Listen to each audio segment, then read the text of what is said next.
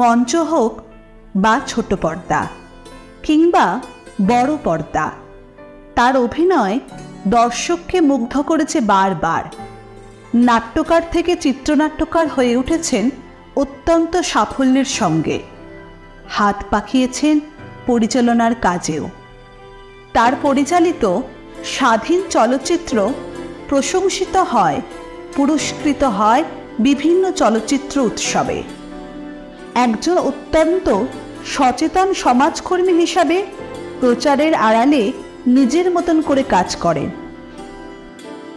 আর শৈশব স্বাধীন চেতা, নিজের বিশ্বাসে অটল থাকা মানুষটি দেখতে দেখতে 50টি বসন্ত ছুঁয়ে ফেললেন। রঙ্গিত ঘোষ একসময় ছোট পর্দার নিয়মিত মুখ।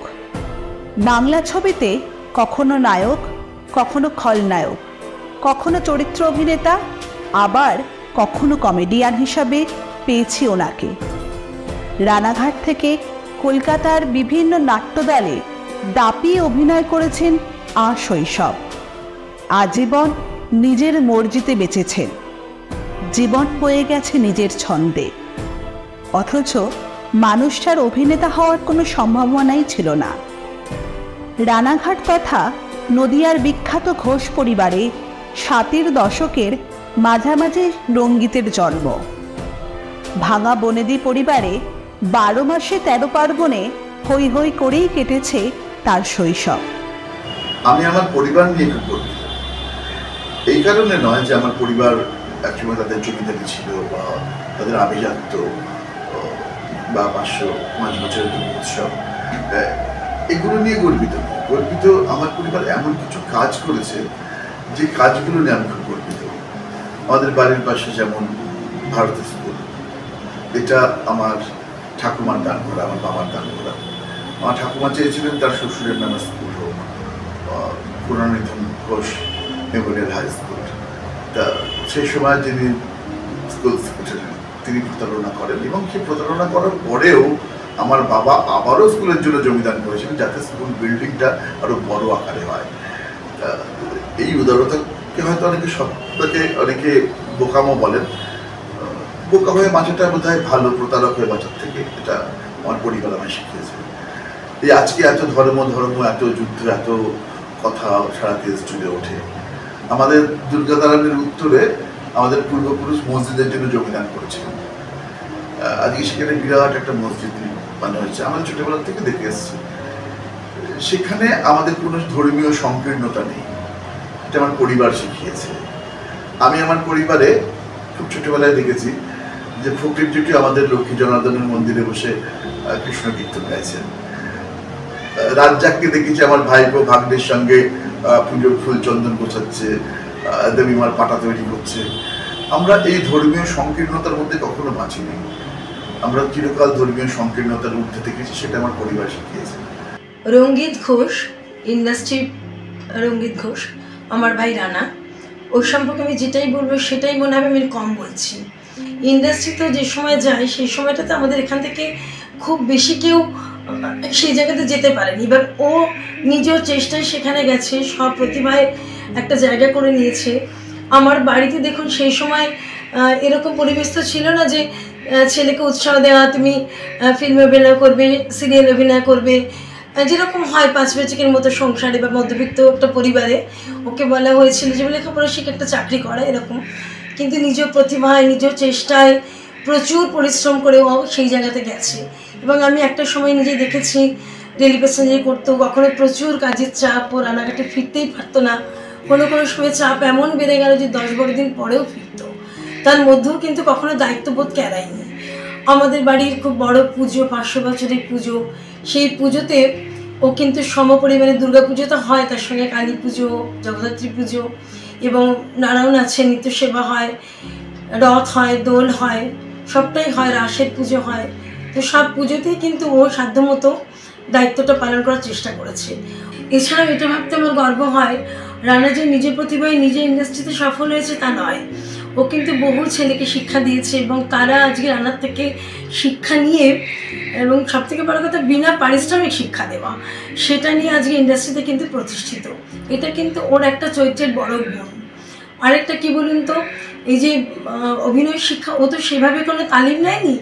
আমি লোকাল যেটা দেখেছি, নাট্য চর্চাটা যখন ও করতো, তখন গোপাল যেটা আমরা বলি, গোপাল মল্লিকার কাছে নাট্যচর্চা করেছে, আর শাওলিদির কাছে, শাওলি মিত্রের কাছেও শিখেছে। শিখে ওনারাই ওর জীবনের নাট্য গুরু আর কি। আরেকটা হচ্ছে সঙ্গীত প্রতিভা, ও তো বহুমুখী প্রতিভার অধিকারী, ও খুব ভালো গানটাও করে, যারা ওর সেখানেও সেরকম কোনো গুরুর কাছেও তালিম নেয়নি। ও খুব ভালো গান গায়, এবং যারা ওর গানটা শুনেছেন তারা জেনে থাকবেন। খুব ভালো আঁকে, লেখা তো খুব ভালো লেখে, এবং নিয়মিত এখনও লেখে। লেখাটা যারা পড়েন তারা নিশ্চয়ই জানবেন কত ভালো লেখেন। শিশু বয়সেই মঞ্চে এসেছিলেন ডাকঘর নাটকে অমল হয়ে, সেই তার শুরু। আর 5টা বাচ্চার যেমন ছোটবেলায় খেলা খেলা করে থিয়েটারের কাজটা শুরু হয়, আমারও প্রায় সেরকমই শুরু হয়েছিল ডাকঘর নাটক অমল চরিত্র। প্রথমে যখন কাজটা করলাম তখন তো বুঝতাম না ভালো মন্দ। মনোজ মুখোপাধ্যায় পরিচালক, প্রথম পরিচালক, রানাঘাট রবীন্দ্র ভবন মঞ্চে 25 বৈশাখ সে বছর ডাকঘর মঞ্চস্থ হলো আমাদের। আমার অভিনয় দেখে পরবর্তীকালে আমার গুরু নাট্যাচার্য গোপাল মল্লিক তিনি বললেন যে, আমার পিতৃ পরিচয় তখন বাবার নাম করে, তুমি আমার ছেলে, খুব স্পষ্ট উচ্চারণ তো। তখন আমার আইডেন্টিটি ছিল একটা মিষ্টি বাচ্চা স্পষ্ট করে কথা বলতে পারে। তারপরে ডাকঘরের পরে অভাগীর স্বর্গ করা হলো। গোপাল কিছু ডাকঘরের অনেকগুলো শো করাতে আমাদের বিভিন্ন জায়গায় নিয়ে গিয়েছিলেন। আর একসময় বলেছিলেন যে অমলরা বড় হয়ে কিশোর হয়। আমি তখন বুঝিনি কথাটার মানে। পরবর্তীকালে আমার সৌভাগ্য, আমি ওনার পরিচালনায় রক্তকরবী নাটকে কিশোর করার সুযোগ পেয়েছিলাম। সেই শুরু ছোটবেলায় কাজটা খেলা ভাবে শুরু হলেও তারপরে থিয়েটারের প্রতি আস্তে আস্তে ভালোবাসাটা জন্মালো। এবং আমি বরাবরই সব ব্যাপারই হয়তো খুব একটু বেশি পাকা বাচ্চা ছিলাম। তখন কলেজে পড়তে আমার একটা নাটকের দল করে ফেলতাম। তখন আমি টিনেজার, আমাদের কিছু বন্ধু বান্ধব নিয়ে, কলেজের কিছু বন্ধু বান্ধব, পাড়ার কিছু বন্ধু বান্ধব মিলে রঙ্গন নাট্য সংস্থা তৈরি হলো।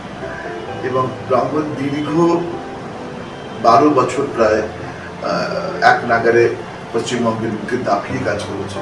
একটা সময় তো বছরে প্রায় 40-50টা করে শো করতো রঙ্গন বিভিন্ন প্রান্তে পশ্চিমবঙ্গের।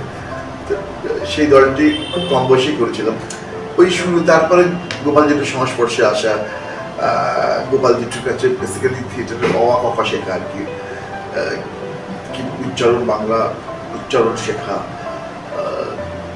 গোপাল জেঠু সেই সময় একটা ওয়ার্কশপ করলেন, প্রথম একটা প্রশিক্ষণ শিবির রানাঘাটের বুকে। তখন রানাঘাটের মাটিতে চিরকালে না কাজের থেকে বেশি সমালোচনাটা হয়, মানে যারা ভালো কাজ করে বা করতে চায় তাদের সমালোচনা চিরকাল হয়ে এসছে আমার শহরে। তখন আমাকে অনেক রানাঘাটের থিয়েটারের তথাকথিত গুণী মানুষেরা বলেছেন, কিরে গোপাল দত্তদের অবাক্য উচ্চারণ করতে শেখাচ্ছে। সত্যি তো অবাক্য উচ্চারণ করতে জানতাম না, সেটা শিখলাম।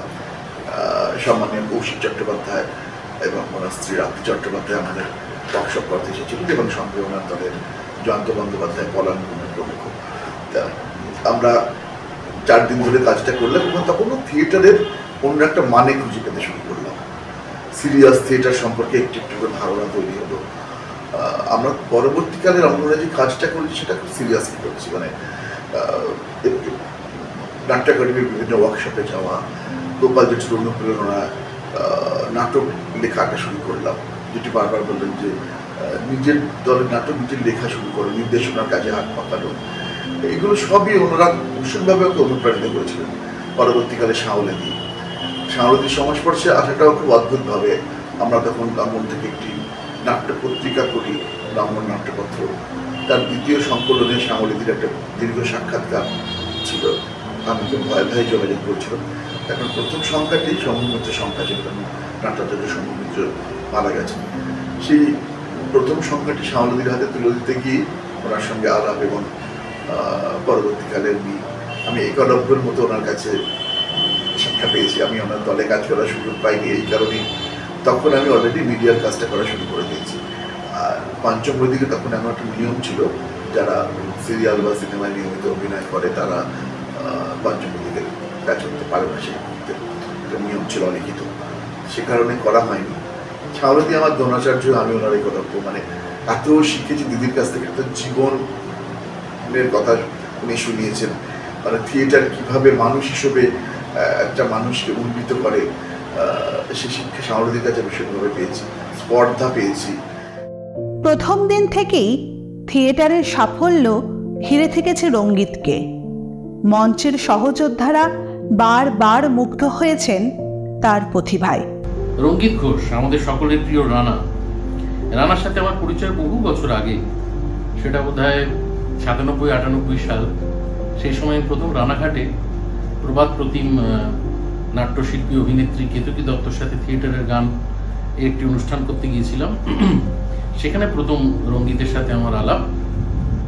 তারপরে সেই আলাপ বন্ধুত্বে গড়া, এবং আজ এতগুলো বছর ধরে রঙ্গিত কখনো আমার সহশিল্পী, কখনো ওর পরিচালনায় কাজ করেছি, কিন্তু সব থেকে বড় যে পরিচয়টা ওর সাথে, যে সম্পর্কটা আমার সাথে, সেটা হলো আমরা এতগুলো বছর ধরে কিন্তু ভীষণ ভালো বন্ধু থেকে গিয়েছি।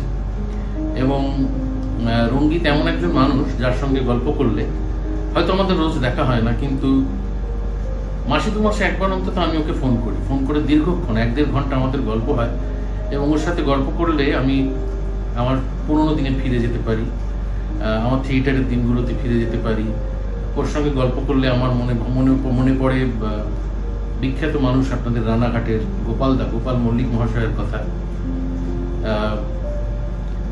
পুরনো থিয়েটারের কথা। এবং সেই সময়টা তো হারিয়ে ফেলেছি আমরা, কিন্তু রঙ্গিতের সঙ্গে যখন আমি গল্প করি বা কথা বলি, তখন দুম করে সেই সময়টা আমি ফ্ল্যাশব্যাকে ফিরে যাই, টাইম মেশিনে করে ফিরে যাই। এবং আমাদের সেই সব দিন যখন আমরা এক বুক আগুন নিয়ে ঘুরে বেড়াতাম, মনে করতাম দুনিয়াটা বদলে দেব থিয়েটার করে, সেই সময়টা ফিরে যেতে পারি। আমরা বদলে গিয়েছি অনেকটাই, কিন্তু রঙ্গিতের বৈশিষ্ট্য সব থেকে বড় মানুষ হিসাবে, শিল্পী হিসাবে, যেটা আমার চোখে পড়েছে, সেটা হচ্ছে যে ও কিন্তু এত কাজ করার পরেও, এত সাফল্য পাওয়ার পরেও মানুষ হিসেবে বদলায়নি, একই রকম থেকে গেছে। সেইটার উদযাপনটা আমার মনে হয় আরো বেশি জরুরি। আজকের এই সময়ে দাঁড়িয়ে মানুষ তার আদর্শ আঁকড়ে, তার বিশ্বাস আঁকড়ে কনসিস্টেন্টলি থাকাটা খুব ডিফিকাল্ট। ইনফ্যাক্ট সব থেকে শক্ত কাজ বলে আমার মনে হয় এই সময় দাঁড়িয়ে। এই সময় দাঁড়িয়েও যে রঙ্গিত তার বিশ্বাসগুলো, তার আদর্শগুলো, তার রাজনৈতিক বিশ্বাস, মতাদর্শ, সেগুলোকে যে এখনো বিসর্জন দেননি, এইটা আমার কাছে সব থেকে বড় গুণ। ও ভালো পরিচালক, ও ভালো লেখক, ও ভালো অভিনেতা, এগুলো তো আপনারা সকলেই জানেন। কিন্তু ওর ভেতরের এই যে হাল না ছাড়ার যে স্পিরিটটা, সেইটা আমার সব থেকে ভালো লাগে। রঙ্গিতের 50 বছর পূর্ণ হচ্ছে, খবর পেলাম, খুবই বিস্ময় লাগছে। কারণ রঙ্গিতের তো বয়স বাড়ে না, রঙ্গিতদের বয়স বাড়ে না। ওর মনের বয়স এখনো 18। ও যতদিন এই পৃথিবীতে থাকবে, ওর মনের বয়স 18ই থাকবে। এবং আমরা যারা ধীরে ধীরে বৃদ্ধ হয়ে যাব, চুল পেকে যাবে, তারা যতবার রঙ্গিতকে ফোন করবো বা রঙ্গিতের সাথে দেখা হবে, আমরা ওই কয়েক ঘন্টার জন্য ওর মতোই 18 বছর বয়সে ফিরে যেতে পারবো। থিয়েটার মানুষকে বেটার ম্যান হতে শেখায়। রঙ্গিত নিজেও বিশ্বাস করেন থিয়েটার নানাভাবে ওর জীবনকে সমৃদ্ধ করেছে, তা সে পেশাগত জীবন হোক কিংবা পারিবারিক জীবন। আসলে জীবন জুড়েই তো থিয়েটার। সে 8 বছর বয়স থেকে যেটা শুরু হয়েছিল, 40 বছর পার করে ফেলাম, তারপরে আরো পুরোটাই তো থিয়েটার কেন্দ্রিক। মানে কখনো থিয়েটার ছাড়া আমি হইনি। বিভিন্নভাবে বিভিন্ন দলে কাজ করিয়েছি। যখন একটা সময় একটা বিরতি নিতে বাধ্য হয়েছিলাম, তার কারণ আমি যখন প্রথম কাজ করতে শুরু করলাম অন্য মিডিয়াতে, সিরিয়াল বা সিনেমাতে, তখন আমরা নতুন তো, আমাদের তখন রিহার্সালের জন্য ছাড়া হতো না। তা আমি বুঝে নিয়েছিলাম যে একটা সময় যতক্ষণ না আমি নিজের মাটিটা মোটামুটি শক্ত করতে পারছি ওই মিডিয়াতে, ততদিন এরা আমাকে ছাড়বে না, এটা আমি বুঝতে পেরেছিলাম। সেই কারণে বেশ কিছুদিন আমি থিয়েটার থেকে দূরেছিলাম। তারপরে থিয়েটার কমিউনে ওদের সমাপ্তি নাটকে নীলকণ্ঠ সেনগুপ্ত দলে আমাকে সঙ্গীতা লিখে পাঠালেন। আমি ওদের সমাপ্তি নাটকে অপূর্ব কৃষ্ণ করলাম। তারপরে আমাদেরই বন্ধু অভিনেতা তরঙ্গ, ও একটি দল তৈরি করেছিল অমূল্য নাট্যগোষ্ঠী। সেখানে আমি, অরুণাবধা, সুজয় আমরা সবাই নিয়মিত অভিনয় করতাম, তারা ডিরেকশনে করে কাজ হতো। আরও একটি দল যেটা মঞ্জিল ব্যানার্জি এবং শ্যামল দামি, শ্যামল চক্রবর্তী, ওরা একটা দল করেছিল ব্ল্যাক কার্টেন, সেখানেও আমরা অভিনয় করতাম। সেটা মিনার্ভা থিয়েটারে প্রায় আমাদের প্রত্যেক বৃহস্পতিবার নিয়মিত অভিনয় হতো, ওদের নাটক, দলের নাটক। তখন কলকাতার নিয়মিত 3টে দলে অভিনয় করেছি। তারপরে আবার আমি কৃতজ্ঞ, আমার আমাকে ডাকলো চরিত্রের জন্য। আমার রানাঘাটের থিয়েটারের বোধহয় সব থেকে আর্টিস্ট সবথেকে কাছের কেউ থেকে থাকে, সেটা এখন মন্টিদা, পরিষদ্য তরফদার। মন্টিদার সাথে মঞ্চে শেয়ার করলাম দীর্ঘদিন পরে, এবং সেটা খুব ভালো একটা অভিজ্ঞতা। সবাই খুব প্রশংসা করলেন, কিন্তু জেঠু কোথাও একটা আমাকে বারবার বললেন যে না, বড় ফিল্মি লাগছে অভিনয়টা, তুমি কাঁদছিস দর্শক কাঁদছে, তুই হাসছিস দর্শক হাসছে, ঠিক আছে তুই তো এখানে সফল, কিন্তু থিয়েটারের অভিনয়ের যে স্তরটা সেটা নেমে গেছে, তুই সিরিয়ালের অভিনয় করতে হচ্ছে। কষ্ট পেলাম, এত মানুষ প্রশংসা করছে, আমার গুরু আমাকে একবারের জন্য বলছে না ভালো করছে। তার পরবর্তী নাটক কেননা অসম্ভব সফল একটি প্রযোজনা, এবং আমি মনে করি আমি যত থিয়েটারে চরিত্র করেছি, ওয়ান অফ দ্য বেস্ট বলাটা বোধহয় ভুল, সেরা কাজ বোধহয় আমার কেননা, আমার মনে হয়। সব চরিত্রগুলি খুব যত্ন করে করা, কিন্তু ওটা সেরা এই কারণে সবাই প্রশংসা করছে। আমার খুব মনে পড়ে দিনটার কথা, মঞ্চেও উঠে সকলে প্রশংসা করছেন যখন শেষে জেঠু দাঁড়িয়ে আছেন, জেঠু কেমন লাগলো। আর তার আগের নাটক জেঠুই মন্তব্য করেছে, আমি খুব টেনশনে আছি। জেঠু 2 হাত দিয়ে মাথায় হাত বুলিয়ে বললেন যে আজকের পর বলতে পারি তুই ক্লাসিক থিয়েটারটা করতে পারিস, আবার প্রমাণ করবি। তার 17 দিন পরে জেঠু চলে গেলেন। আমার মনে হয় যে আমি জানি না জীবনে যা পুরস্কার পেয়েছি বা ভবিষ্যতে যদি খুব বড় পুরস্কার পাওয়ার সৌভাগ্য হয়, কোনো পুরস্কারটাই জেঠু সেদিনের আশীর্বাদের থেকে বড় নয়। আমার কাছে পরম প্রাপ্তি। আসলে থিয়েটার আমাকে এরকম অসংখ্য প্রাপ্তির থিয়েটার থেকে আবার হয়েছে। শাহরুদির মতো মানুষের সংস্পর্শে আসা, গোপাল জেঠুর মতো মানুষের ছাত্র হিসেবে বাঁচা, মানে এত জীবনবোধ দিয়েছে। এবং সত্যি থিয়েটার কি করে মানুষ হিসেবে একটা মানুষকে উন্নীত হতে শেখায়, সেটা আমি এদের কাছে শিখেছি, জানি না কতটা পেরেছি। রানা, রঙ্গন, রঙ্গিত, এই গোটা ফেসটায় আমি আমার বন্ধুকে চিনেছি। আসলে ও সম্পর্কের নিরিখে যদি একদম তিথি নক্ষত্র দেখে যাই, তাহলে হয়তো ওকে দাদা বলা উচিত। সমসাময়িক ওর বন্ধুদের আমি দাদা বলি, কিন্তু ওকে কখনোই দাদা বলার প্রয়োজনটা আমি কম অনুভব করেছি। তার কারণ ওর বন্ধুতা এত বেশি প্রগাঢ় ছিল যে কখনো ও বুঝতে দেয়নি এই বয়সের ফারাকটা। সময়টা সম্ভবত 1995 যুব উৎসব প্রথম বছর রানাঘাট। ওর দল থেকে চক্ষুদান বলে একটি প্রোডাকশন নিয়ে রানাঘাট রবীন্দ্র ভবনে, আমি আমার তৎকালীন স্কুল থেকে একালের অভিমন্যু নিয়ে ওই একই মঞ্চে প্রাথমিক আলাপচারিতা সেখানে। তারপরে মাঝখানে কিছুটা অবসর।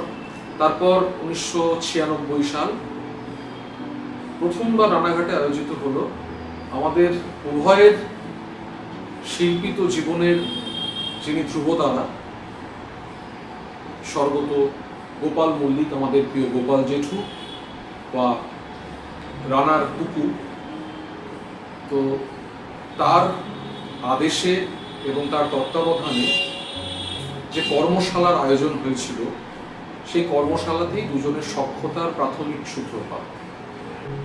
বন্ধু হিসেবে ওর কাছে যেটা শিক্ষণীয় সেটা হচ্ছে যে একটা আইডিয়াল বন্ধু, আজকের দিনে বন্ধু শব্দটা এবং সেটা নির্বাহ করাটা দুটো দুটোই তো খুব অসুবিধাজনক। সত্যি বন্ধু পাওয়াটা আজকের দিনে ভীষণ সৌভাগ্য, কিন্তু আমি বলতে পারি যে আমি সৌভাগ্যবান যে আমি ওর মতো একটা বন্ধু পেয়েছি। দুটো প্রোডাকশন রানাকে আমাকে মূল্যায়ন করার ক্ষেত্রে বা আমার রানাকে মূল্যায়ন করার ক্ষেত্রে বিশেষ ভূমিকা নিয়েছিল বলে মনে হয়। সেটা হচ্ছে যে আমার নির্দেশনায় ও প্রথম যে নাটকটিতে অভিনয় করে সেটি হলো কবি কঙ্কাল। এই কবি কঙ্কাল যখন প্রাথমিকভাবে তার নাট্যরূপ থেকে যখন সেটা মঞ্চায়নে করার চিন্তা ভাবনা চলছে, তখন যে চরিত্রটি ও করেছিল সেই চরিত্রের জন্য প্রথম ওর মুখটাই আমার ভেসে ওঠে, এবং ঠিক যে কারণে ভেসে ওঠে, যে মনন আমি চরিত্রের কাছ থেকে চেয়েছিলাম, ও তাতে একে এক যোগ করে আমাকে বেশিটাই ফেরত দেয়, যেটা কোথাও ওর ওই দক্ষতাকে আমাকে চিনতে সাহায্য করে। পরবর্তী একটা কাজ যেটা ওর লেখা, সমাজের সেই সময় বহুল চর্চিত বা লাঞ্ছিত একটা শ্রেণীকে নিয়ে ও তাদের লড়াইকে সম্মান প্রদর্শনের জন্য এই কেননা বলে নাটকটি লিখেছিল।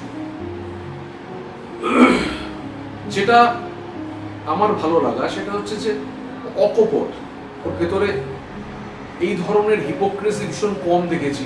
এই নাটকটি একটা সময় ও নিজে নির্দেশিতনা করত, তারপরে আমি যখন ওকে বললাম যে এই নাটকটা আমি করতে চাই, ও অবলীলায় দিল, তাতে মূল চরিত্রে ও অভিনয় করলো।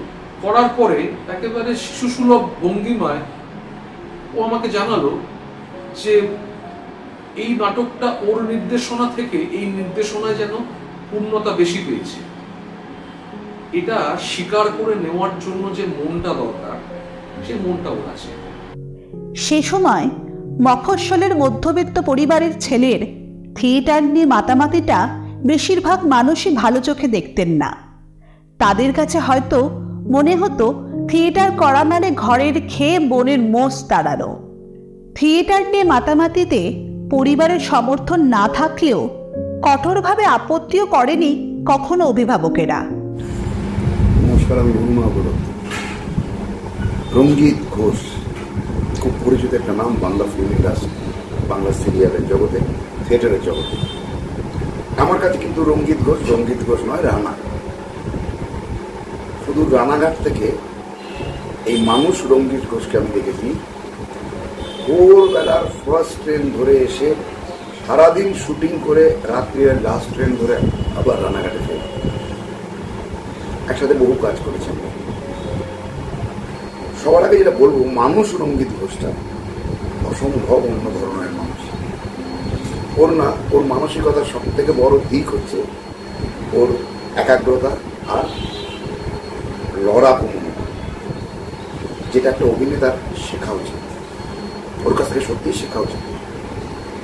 মানুষ রঙ্গিত ঘোষের মধ্যে এটা সব থেকে আগে রয়েছে। ওর যে লড়াই, তা হয়তো অনেকে জানে না বাংলা ফিল্ম ইন্ডাস্ট্রিতে, কিন্তু আমরা যারা একদম ওতপ্রোতভাবে জড়িয়ে রয়েছে ওর সঙ্গে, ওর পরিবারের সঙ্গে। অ্যাকচুয়ালি ও তো খুব বড় বাড়ির ছেলে, জমিদার বাড়ির ছেলে। সেই রক্তটা ওর গায়ে বইছে, সেটা ওর কথায়, ওর চলনে, ওর বলনে, ওর অভিনয়ের মাধ্যমে সর্বত্র প্রকাশ পায়। রঙ্গিত রানাঘাটে থেকেও আজও ওতপ্রোতভাবে জড়িয়ে রয়েছে এই চলচ্চিত্রের সঙ্গে। আর মানুষ রঙ্গিত ঘোষ আমার কাছে বড় মাপের মানুষ, বড় মনের মানুষ। এই মানুষ আর অভিনেতা রঙ্গিত ঘোষের সাথে আমি বহু প্রজেক্টে একসাথে কাজ করেছি, বহু প্রজেক্টে।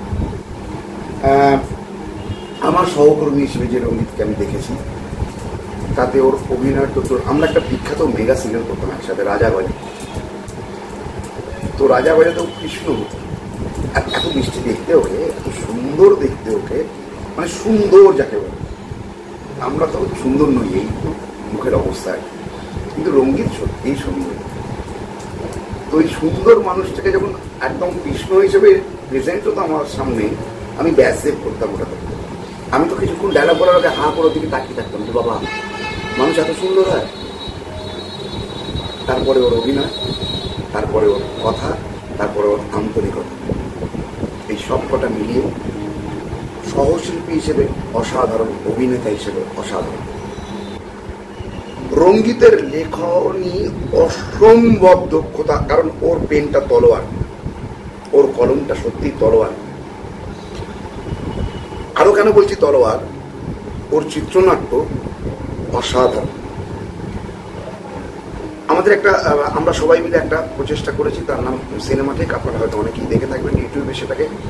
সেই সিনেমাটিকে রঙ্গিতের পরিচালনা এবং রঙ্গিতের অনেকগুলো গল্প রয়েছে, বিখ্যাত গল্প রয়েছে রঙ্গিতের।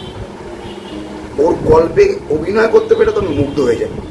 ওর গল্প শুনেই আমার একটা গল্প আমাকে পাঠালো, বললো দেখ তো লিখেছি, এটা কেমন হয়েছে।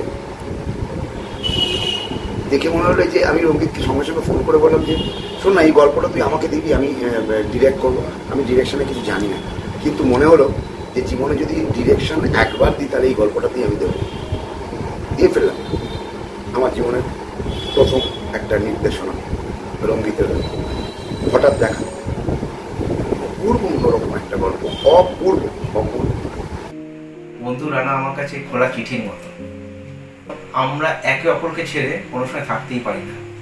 একটা দিন দেখা না হলে পরে রানা আমাকে ফোন করবে, এলি না কেন, আর আমি যেখানে যাই না কেন, যত রাতেই ফিরি না কেন, একবার গিয়ে ওর সঙ্গে দেখা করে আসি।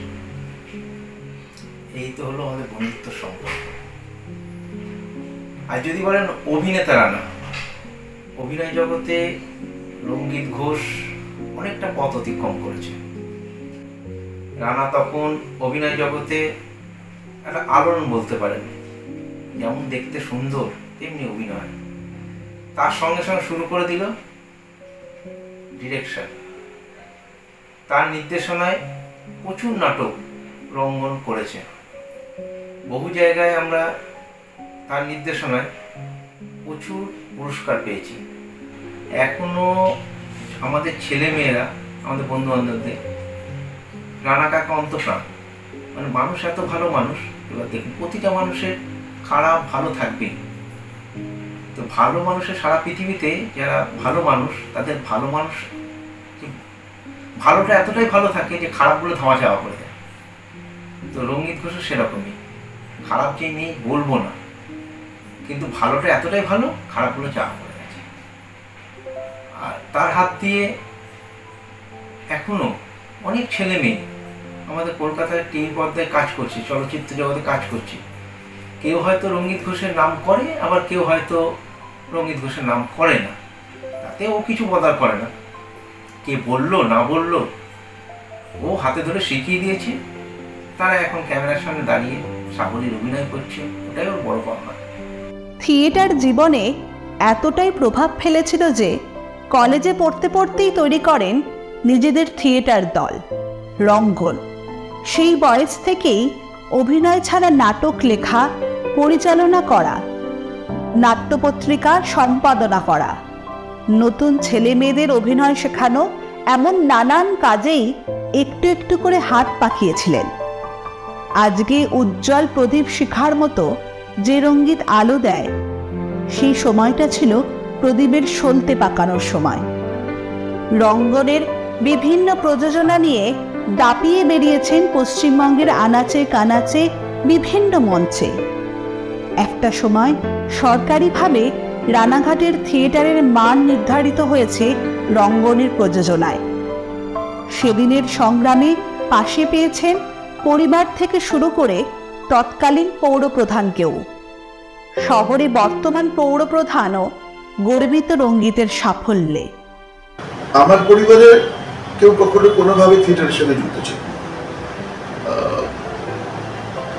যেমন ওই শখে কখনো কখনো আমরা ঠাট্টা করে বলতাম না, ঘরে পাউডার মেঘে থিয়েটার করা বছরে একদিন, সেরকম থিয়েটারে আমার বাবা কাকাও অংশ নিয়েছেন।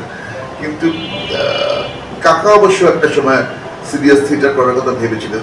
উনি যোচনবাবুর দলে, যোচন দলে বেশ কিছুদিন কাজ করছিলেন, কিন্তু কাকার কর্মসূত্রে কাকাকে দিল্লি চলে যাওয়ার জন্য কাকার পক্ষে আর থিয়েটার করা সম্ভব হয়নি।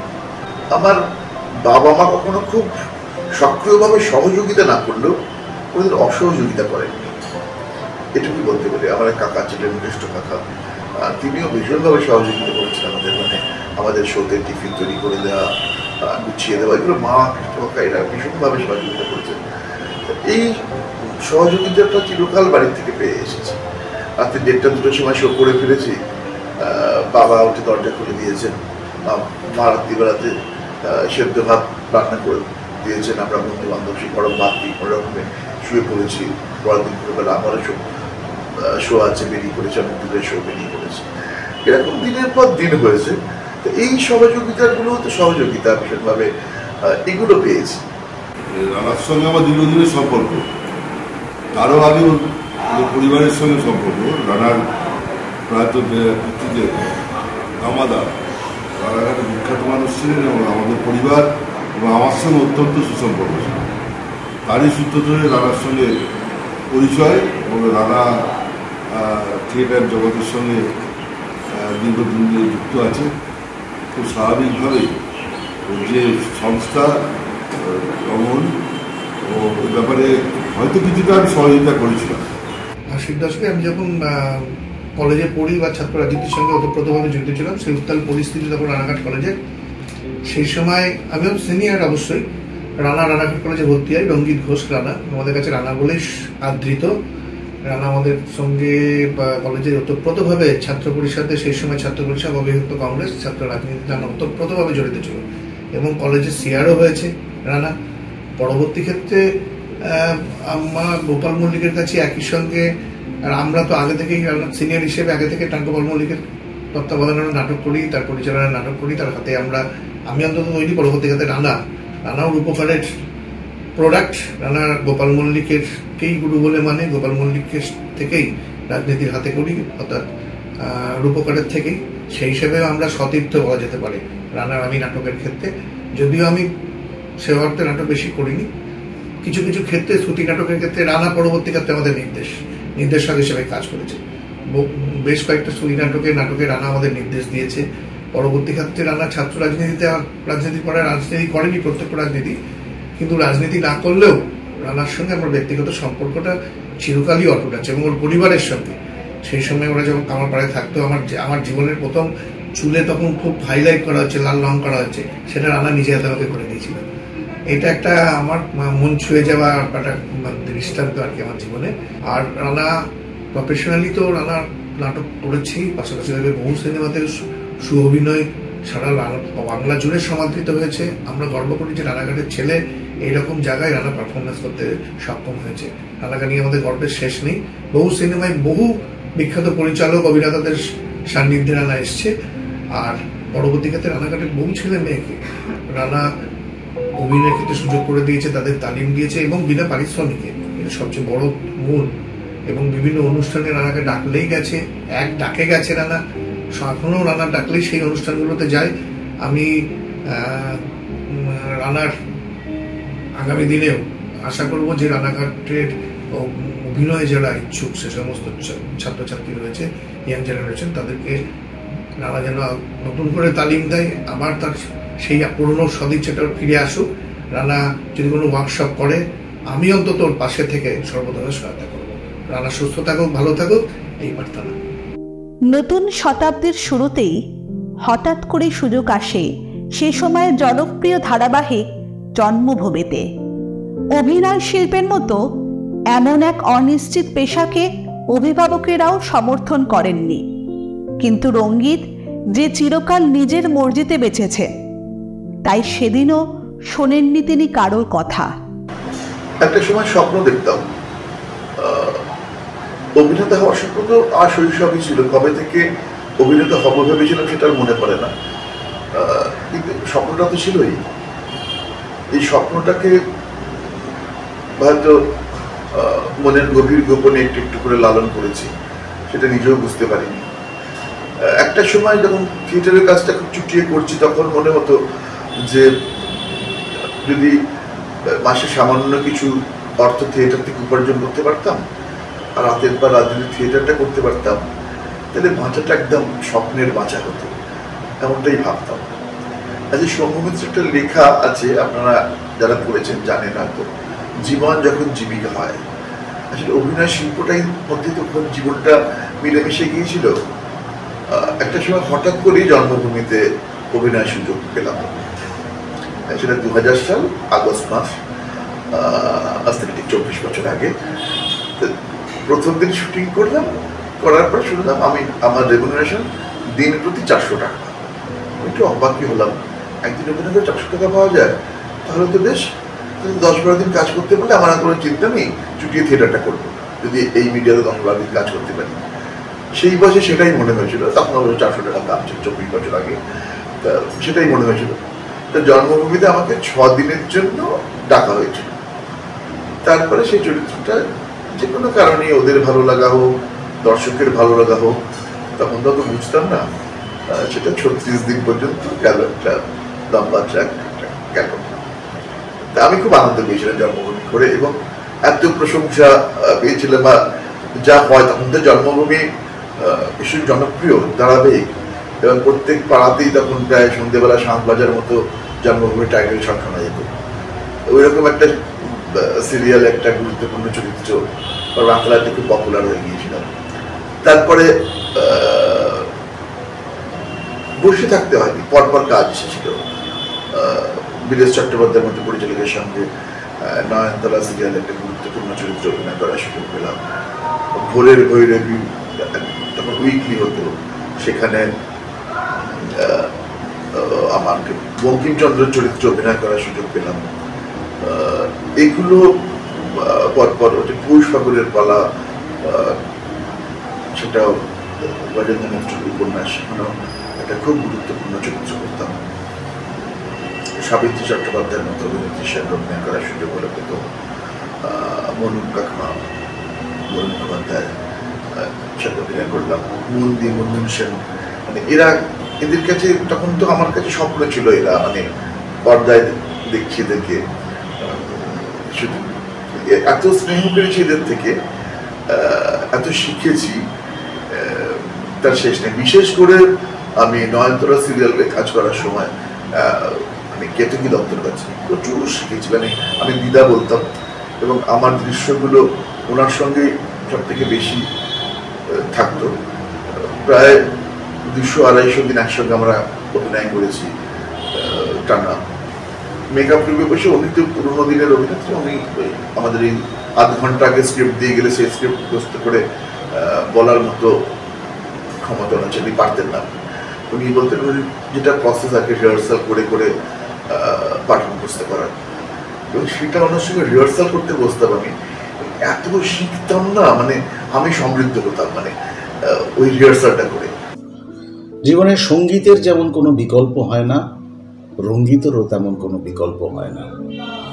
রঙ্গিত অত্যন্ত সজ্জন একজন মানুষ, একাধারে কবি, লেখক, নাট্যপ্রেমী, নাট্যকর্মী, সমাজ সচেতন একজন মানুষ। জীবন বোধ তার অত্যন্ত গভীর, এবং সে অদ্ভুত একটা অনুশাসনের মধ্যে চলে, অদ্ভুত অনুশীলনের মধ্যে দিয়ে চলে মানুষ। রঙ্গিতকে তো আমি সাংঘাতিকভাবে ভালোবাসি অন্তর থেকে, এবং অভিনেতা হিসেবেও কিন্তু তার জুড়ি মেলা ভার। আমার মনে পড়ে বহুকাল আগে, বেশ কিছু বছর আগে, আমার পরিচালিত একটি ধারাবাহিক খুব জনপ্রিয় হয়েছিল, শ্রীরামকৃষ্ণ ঠাকুরের জীবন নিয়ে এই ধারাবাহিকটি করা। সেখানে রঙ্গিত, যতদূর মনে পড়ছে, শিবনাথ শাস্ত্রীর ভূমিকায় অভিনয় করেছিল। খুব সাবলীল এবং খুব সঙ্গত তার অভিনয়। তার কারণ ঐতিহাসিক কোনো চরিত্র করতে গেলে তার একটা পড়াশোনা লাগে, তার একটা রিসার্চ লাগে।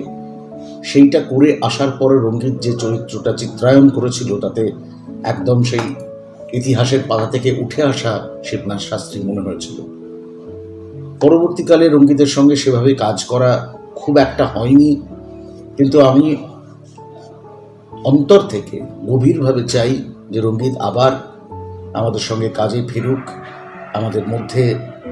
আমাদের সঙ্গে এই পারস্পরিক যে বন্ধন সেটাকে আরো নিবিড় করুক। রঙ্গিত কোথাও আমার একটা ব্যক্তিগত দুঃখ আছে, রঙ্গিত বোধহয় একটু আনমার্কড।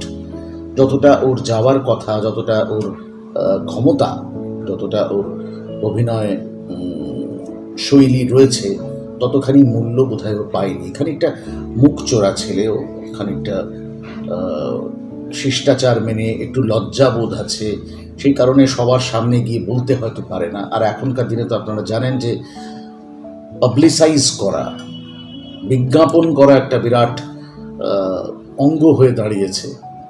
তো রঙ্গিত সেভাবে নিজেকে বিজ্ঞাপন করতে পারেনি, রঙ্গিত সেভাবে নিজেকে প্রচার করতে পারেনি।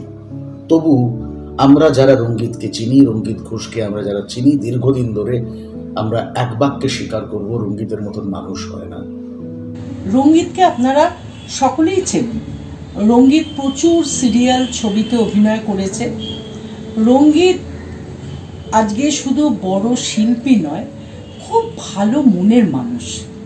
আমার সঙ্গে পরিচয় তাও বছর 20 আগে। ইন্দ্রপুরীতে আমরা একটা শুটিং করছিলাম, বামা খ্যাপা, খুব ফেমাস সিরিয়াল ছিল। তো প্রথম আলাপেই ছেলেটাকে মনে হয়েছিল যে এত ভালো মনের মানুষ। একদিন রঙ্গিত আমাকে বলল, দিদি, নতুন আলাপ তখন, দিদি আমাদের গ্রামের বাড়িতে যাবে? গেলে পারে খুব ভালো লাগবে, পুজো টুজো হয়। আমরা একবার তালও তুলেছিলাম, কিন্তু যা হয় কাজের মধ্যে সেটা আর হলো না। তো আমি যতটুকু রঙ্গিতকে চিনি, জানি, শুধু ভালো অভিনেতাই নয়, ও কিন্তু ভালো মনের মানুষ। একের পর এক সিরিয়াল, টেলিফিল্মে অভিনয় করতে করতেই হঠাৎ করে সুযোগ আসে সিনেমায়। শুরুতে অনেক ছবির কাজ চরিত্র পছন্দ না হওয়ার কারণে প্রত্যাখ্যান করলেও অনেক বেছে যে ছবিতে প্রথম কাজ করলেন, সে ছবি করে ভীষণভাবে হতাশ হইলেন। প্রথম ছবি করতে গিয়ে খুব হতাশ হয়েছিলাম। আমার খুব ইচ্ছে ছিল যে আমি প্রথম যে ছবিটা করব, সেই ছবিতে আর কিছু না হোক, আমার চরিত্রটা যেন গুরুত্বপূর্ণ হয়, হিরোর চরিত্র নয়। আমি ভালো একটা চরিত্র, সেটা 2টো দৃশ্য থাকুক, 3টে দৃশ্য থাকুক, কিন্তু চরিত্রটা যেন খুব গুরুত্বপূর্ণ হয়, এরকম কোনো ছবি আমি চেয়েছিলাম। তার আগে আমি প্রথম ছবি করার আগে আমি অনেকগুলো ছবি ছেড়েছিলাম, তারপর সেই চরিত্রগুলো আমার পছন্দ হচ্ছিল না। এই ছবিগুলো খুব বিখ্যাত ছবি এবং জনপ্রিয় ছবি পরবর্তীকালে, কিন্তু আমি করিনি সেই ছবিগুলো। প্রথম যে ছবিটা করব বলে ঠিক করলাম, অনুপ সেনগুপ্ত পরিচালিত মায়ের আঁচল, ভীষণ জনপ্রিয় ছবি এবং খুব বড় কাস্টিং, সবাই জানে, সবাই প্রায় সব বাঙালি দেখেছে ছবিটা। তো সেই ছবিটা করতে গেলাম,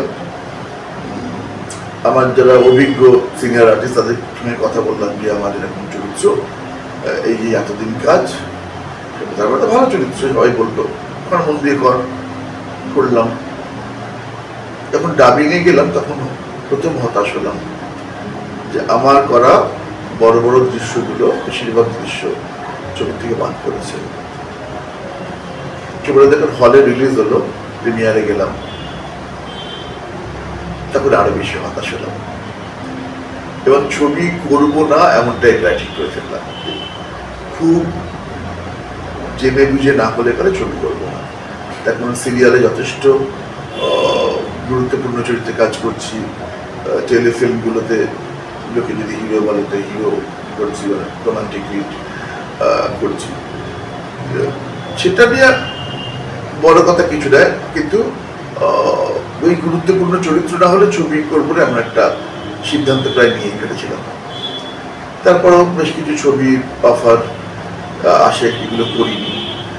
হঠাৎ করে দেবল চক্রবর্তীর সঙ্গে আমি ততদিনে আমি তারাতে অনেকগুলো টেলিফিল্ম করেছি, যেখানে ওই সুপারটা আমি হিরো আর টেলিফিল্ম, কিন্তু দেবলদা ছবি করতে গেলেন এবং ছবিটি সরকারি ছবি, ছবিটির নাম মেঘবালিকার জন্য। উনি একটি উড়িষ্যার একটি মেয়ে, তাকে হিরোইন হিসেবে সিলেক্ট করলেন এবং হিরোর চরিত্রে আমাকে। আমি একটু অবাকই হলাম এবং তখন তার আগে পর্যন্ত আমি, এটা হয়তো অনেকে জানে না আজকের দিনে, যে আমি তার আগে আমার রানা ঘোষ নামে অভিনয় করেছিলাম, কিন্তু দেবলদা তখন ওই ছবির সময় বললেন যে এই নামটা ছবির হিরো হিসেবে যাবে না, তাহলে নাম পরিবর্তন করা হোক। তখন অনেক ভেবেছেন, আমার খুব পছন্দের নাম, আমি নিজেই নিজের নামকরণ করি আর কি। সেই সময় ওই ছবি থেকে মেঘবালিকার জন্য থেকে আমি রঙ্গিত। রঙ্গিত ঘোষের সাথে আমার পরিচয় সালটা বোধ হয় 2013-14। তখন আমি একটা ছবি করছিলাম মাসুম। তো মাসুম করার সময় যখন মনে হয়েছিল এমন একটা চরিত্র লাগবে যে চরিত্রটা সবার পক্ষে করা সম্ভব না, অডিশন দিচ্ছিলাম। সেই সময় প্রথম আমার যতদূর মনে হয় রঙ্গিতের সাথে আমার প্রথম দেখা। তারপর সেই ছবি হয়, ছবি রিলিজ হয়। আমার সাথে রঙ্গিতের খুব বিশেষ দেখা হয় না, কিন্তু একটা জিনিস আমি বলতে পারি, রঙ্গিতের সবচাইতে বড় আমার সাথে যদি সম্পর্ক সম্বন্ধ বলা হয় তাহলে আমার ভালো বন্ধু, খুব ভালো বন্ধু। কারণ ওর সাথে আমার মনের অনেক জায়গায় মিল হয়। ওর কথা আমার কথা যেন দুটো কথারই একটা সামঞ্জস্য থাকে। ও কত বড় অভিনেতা সে প্রশ্নে, সে তর্কে, সে গুণে আমি যাব না, কারণ সবাই জানে ওর অভিনয়, যারা দেখেছে তারা বলবে যে ও খুব ভালো দক্ষ অভিনেতা একজন। ওর স্মাইলিং ফেস সবাইকে বেশি অ্যাট্রাক্ট করে। ওর ব্যবহার, ওর কথাবার্তা, ওর ভাবনা, সব কিছু নিয়ে আমি বলছি একটা কমপ্লিট পার্সন। আসলে রঙ্গিত আমার কাছে রঙ্গিত নয়, রঙ্গিত আমার কাছে রানা, রানাঘাটের রানা, এটা বলে আবার ওকে ঠেকাতাম এক সময় খুব। তো আমি যখন বেশ ছোট তখন ওর সাথে একটা শর্ট ফিল্ম করার সুযোগ এসেছিল। সেই শর্ট ফিল্মটা পরে অ্যাওয়ার্ড পায়, একটা জায়গায় র্যাঙ্ক করে, সেটাও জানতে পেরেছিলাম। কিন্তু যখন ওর সাথে কাজটা করি, আসলে ওর সাথে আমার অভিনয় করাটা ওই একটাই সুযোগ হয়েছিল, শর্ট ফিল্মটা। বন্ধুত্বটা অনেক বেশি। বন্ধু হিসেবে রঙ্গিত মানে জলের মতো পরিষ্কার, স্বচ্ছ, আয়নার কাঁচের মতো। আমি ওকে অনেক কিছু শেয়ার করি, ও আমাকে শেয়ার করে। ও যদি আমায় ফোন করে কখনো, ও তো রানাঘাটে থাকে আর আমি কলকাতায়, তাহলে ঘন্টার পর ঘন্টা ফোনে কেটে যায় শুধু গল্প করতে করতে। আর অভিনেতা হিসেবে রঙ্গিতকে আমি বলবো 100-এ 200 দেওয়া যায়। ওর যে কটা কাজ আমি দেখেছি, মঞ্চ দেখিনি, আমি টেলিভিশনের কথাই বলছি, সেখানে রঙ্গিতকে 100-এ 200% দেওয়া যায়। আমার মনে হয় ওর জীবনে অভিনয়ের আরো সুযোগ আসা উচিত। আর সহশিল্পী হিসেবে যদি বলা যায় তাহলে তো খুব হেল্পফুল। আমাকে প্রত্যেকটা সিন এবং ডায়লগ, শর্ট কিভাবে হবে, কিভাবে ক্লোজ সিনগুলোতে আমি ফ্রি হব, আমাকে বুঝিয়েছিল। আমি সেদিন বুঝতে পেরেছিলাম যে বন্ধু হিসেবে রঙ্গিতকে আমার পাওয়া মানে অনেক বড় পাওয়া। হ্যালো রঙ্গিতা, কেমন আছো? আশা করি তুমি খুব ভালো আছো। আর আমাকে নিশ্চয়ই চিনতে পারছো, আমি সেই তোমার ক্রান্তিকালের সহ অভিনেত্রী জুই। তোমাকে খুব মিস করি। আমি জানি হয়তো আমাদের মাঝখানে কথা হয় না, মাঝে মাঝে কথা হয় বা হয় না, মেসেঞ্জারে কথা হয়। আজকাল সমস্ত কিছু সব কিছুই ফোনে ফোনে হয়ে গেছে, সামনাসামনি অনেকদিন দেখা হয়নি, but I really miss you. বেশ কিছু ছবিতে নানান ধরনের চরিত্রে অভিনয় করার পর হঠাৎ করেই বাংলা ছবির হিরো হওয়ার সুযোগ এলো। সেই সব অভিজ্ঞতা তিনি আজও যেন বিশ্বাস করতে পারেন না। আরো একবার হিরো বলেন তো, হিরো করার সুযোগ হয়েছে আমি মন্ত্রী হব ছবিতে। সেটা খুব বড় ছবি ছিল এবং ফরাজদা, মিষ্টুদি প্রধান চরিত্রে এবং আমি আর সুমিত্র দুজনা দুটো ছবির দুটো হিরো করেছিলাম। এবং আমার খুব অবাক লেগেছিল যে তখন শানুদা, আমার কুমার শানু সেই সময় হিরো না দেখে গান না, মানে বিখ্যাত হিরোদের জন্য শুধু গান আর কি। এই সময় আমার মতো অখ্যাত মানুষের জন্য শানুদা প্লেব্যাক করেছিলেন, সেটা আমার খুব ভালো লাগার জায়গা ওই ছবিতে। পরবর্তীকালে আরো গজকিত হত্যা রহস্যের মতো একটি ছবি, যেখানে একদম অন্যরকমের চরিত্র করার সুযোগ পেয়েছি। মাসুমে একটা একদম অদ্ভুত চরিত্র করেছিলাম, পার্থদার কাছে আমি থ্যাঙ্কফুল যে মাসুম করেছিলাম। আসলে কিছু কিছু পরিচালক যাদের কাছে বারবার কৃতজ্ঞতা জানাতে হয়। আজকের এই সাক্ষাৎকারে ভীষণভাবে জানাতে চাই, যেমন আমরা কিছু কাজ শুরু করি সেই সময় তো সেটা তো বাংলা সিরিয়ালের স্বর্ণযুগ বলা হয়, সেই সময়টাকে আজও আজকের মতো পরিবেশটা তো একেবারেই ছিল না। তখন তাদের কাছে শিখেছি, দেবীরা নেই আজকে পৃথিবীতে, দেবীদা ভট্টাচার্য যারা শিক্ষক ছিলেন, অনিন্দ্য সরকার, অরিন্দম বসু। একটা সময় দীর্ঘদিন আমরা পাশাপাশি কাজ করেছি, অভিনেতা হিসেবে কাজ করেছি আমার কাছে দীর্ঘদিন।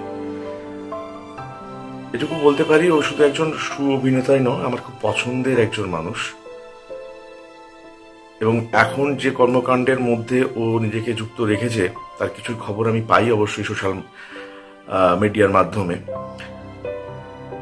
সেখানে আমি দেখছি ও অনেক মানুষকে যারা এই চলচ্চিত্র শিল্পের সঙ্গে যুক্ত হতে চায়, তারা ইচ্ছুক, তাদেরকেও একটা পথ দেখাচ্ছে। একটা মফস্বল থেকে উঠে আসা ছেলের স্ট্রাগল যে কতটা কঠিন হয় সেটা আমি নিজে একজন মফস্বলে থাকা মানুষ হিসেবে ভালো মতোই বুঝি। এবং সেখানে দাঁড়িয়ে ও এখন যে ধরনের কাজকর্মগুলো করছে, বিভিন্ন ছেলে মেয়েকে গাইড করছে, তাদেরকে বোঝাচ্ছে, তাদেরকে উৎসাহিত করছে এই শিল্প মাধ্যমের প্রতি, সেটা একটা খুব সুন্দর কাজ এটাও করছে। ইচ্ছে ছিল জাতীয় স্তরে অভিনয় করার, হিন্দি সিরিয়ালে কাজ করার সুযোগ এলেও পারিবারিক কারণে তা করা সম্ভব হয়নি। ইচ্ছে পূরণ হলো চেস ছবিতে অভিনয় করার পর। রাষ্ট্রীয় ভাষায় কাজ করার ইচ্ছে তো সব অভিনয় শিল্পীরই থাকে, তারপর জাতীয় স্তরে অনেক বেশি মানুষের কাছে পৌঁছানো যায়। এরকম সুযোগ আসা সত্ত্বেও খুব বড় হাউসের সিরিয়াল, বড় চ্যানেল, সে সময় মুম্বাইয়ের অনুমতি পায়নি মালিক থেকে, বয়স ছোট ছিল। আর আমাদের সময় তো ছেলে মেয়েরা আজকের ছেলে মেয়েদের মধ্যে এত কি বলবো, মানে এত এক্সপার্ট ছিল না সব ব্যাপারে, কিন্তু আমরা অনেক বেশি ভীতু ছিলাম। এখনকার ছেলে অনেক বেশি সাহসী, অনেক জানে আমাদের থেকে। বাড়ির থেকে অনুমতি পাইনি, তো যে কারণে সে কাজটি করা হয়নি, আক্ষেপ ছিল। তারপরে আরো একবার আমার খুব পরিচিত একজন পরিচালক, তিনি কলকাতারই পরিচালক, তিনি একটি হিন্দি ছবি কলকাতার বেশি করছিলেন, তিনি সেই ছবির জন্য ডাকলেন। সেই সময় বাবা অসুস্থ, আমাকে প্রায় একটা বছর কাজের থেকে দূরে থাকতে হয়েছে। সেই সময় অ্যাক্সিডেন্টের সময়, সেই সময় তুমিকার বলে একটা ছবির কাজ চলছে, সে হওয়ার পরে ডাক্তার আমাকে প্রায় 2 মাস বেড রেস্ট করলেন। আমি তো বেড রেস্ট নেব কি, প্রডিউসার বললেন যে যদি ওই ক্লাইম্যাক্সটা যদি শুটটা করতে পারি রঙ্গিত, তাহলে আমার অনেক ক্ষতি হয়ে যাবে, প্রডিউসারকে তো বাঁচাতে হবে। ছবির কাজটা করতে গেলাম। তারপরে একটা ভোজপুরি ছবির অ্যাসাইনমেন্ট ছিল, সেটা শেষ করলাম। এই পরপর 2টো ছবি করার পর যখন আমার এই অ্যাক্সিডেন্টের কলার ধরে যে চোটটা লেগেছে, সে ব্যান্ডেজগুলো যখন খোলা হলো, তখন দেখা গেল আমি সেটা অবস্থা খুব খারাপ হয়েছে। পুরো 8 মাস থেকে 10 মাস মতো আমাকে পুরো ডিপ্রেসড। তারপরে যখন হিন্দি ছবি করার সুযোগ এলো, সেটা রাজ ঘোষের ছবি। আমি রাজদার প্রতি কৃতজ্ঞ। রাজদা আমাকে চেজ নামে একটা ছবি যেমন রাজদা করছে, রাজদা আমাকে বললো যেটা খুব গুরুত্বপূর্ণ চরিত্র, কিন্তু নেগেটিভ চরিত্র।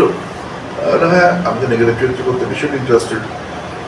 চেজ করলাম খুব মজা করে, এবং ছবিটি বেশ সারা ভারতবর্ষে বেশ ভালো বাণিজ্যিক সাফল্য পেয়েছিল।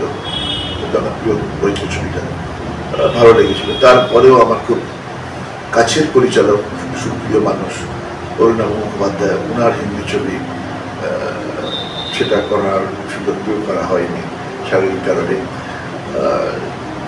কিন্তু ওই আর কি ইচ্ছে পূরণ একবার হয়েছে জাতীয় স্তরে অভিনয় করার। আমাদের বন্ধুত্ব প্রায় কয়েকটা যুগ হয়ে গেল বোধহয়, আমার ঠিক মনে নেই। বহু বহু বছর আগে থেকে রঙ্গিতের সাথে আমার বন্ধুত্বটা হয়। তখন আমরা বেশ কয়েকটা ধারাবাহিক করেছিলাম রঙ্গিত আর আমি একসাথে। এক ধারাবাহিকের ফ্লোরেই সেখানেই রঙ্গিতের সাথে আলাপ। প্রথম দিন প্রথম মুহূর্তেই আলাপ হওয়ার সাথে সাথেই রঙ্গিতের সেই মিষ্টি ভাষী, একটা সুন্দর হাসি মুখ এবং ওর ওই বাচনভঙ্গি, এই সবটা মিলিয়ে কোথাও যেন আমি একটু আপ্লুত হয়ে যাই। তার ফলস্বরূপ পরের দিন যখন আমি আবার যাচ্ছি ওই ধারাবাহিকে অভিনয় করতে, আগে গিয়ে খোঁজ করতাম রঙ্গিত কোন ঘরে কোন মেকআপ রুমে আছে, আমি সেখানে বসবো। কারণ একটাই ছিল, সেটা হচ্ছে রঙ্গিতের শুধু পুঁথিগত বিদ্যা নয়, ওর যে সামাজিক জ্ঞান, পাশাপাশি ওর যে রসবোধ, এই সবটা আমি নিজে গ্রহণ করব, ওর থেকে নেব, নিয়ে নিজেকে সমৃদ্ধ করব, এই ভাবনার থেকেই। তারপরে দীর্ঘদিন আমরা মেকআপ রুম শেয়ার করেছি এবং করেছি সেটা একমাত্র স্বার্থপরের মতন নিজের স্বার্থেই করেছি। কারণ রঙ্গিতের থেকে আমি অনেক কিছু শিখেছি, সামাজিক দায়বদ্ধতা। এবং এই মুহূর্তে তো সমাজ মানে খুব দ্রুত অবক্ষয়ের দিকে যাচ্ছে, সেখানে দাঁড়িয়ে রঙ্গিতের মতন মানুষ যে সেই অবক্ষয়কে রুখে দেওয়ার একটা চেষ্টা মাত্র রঙ্গিত করে, সেটা সেই সময় থেকেই জেনেছিলাম। এবং এখনও মানে আজকের দিনে দাঁড়িয়েও রঙ্গিত সেই চেষ্টাটা কিন্তু করে যাচ্ছে। যখন ফ্লোরে গিয়ে আমরা অ্যাক্টিং করতাম, আমার এখনও মনে আছে বহু ক্ষেত্রে রঙ্গিত, আমি একটা কোনো অ্যাক্টিং করেছি, সেটা ডেকে আমায় রঙ্গিত বলতো, শোন না ভাই, এটা না যদি এইরকম একটু করা যায় বোধ হয় ভালো হয়। তো আমি পরে ঠান্ডা মাথায় দেখলাম, হ্যাঁ, হোয়াট এ নাইস সাজেশন।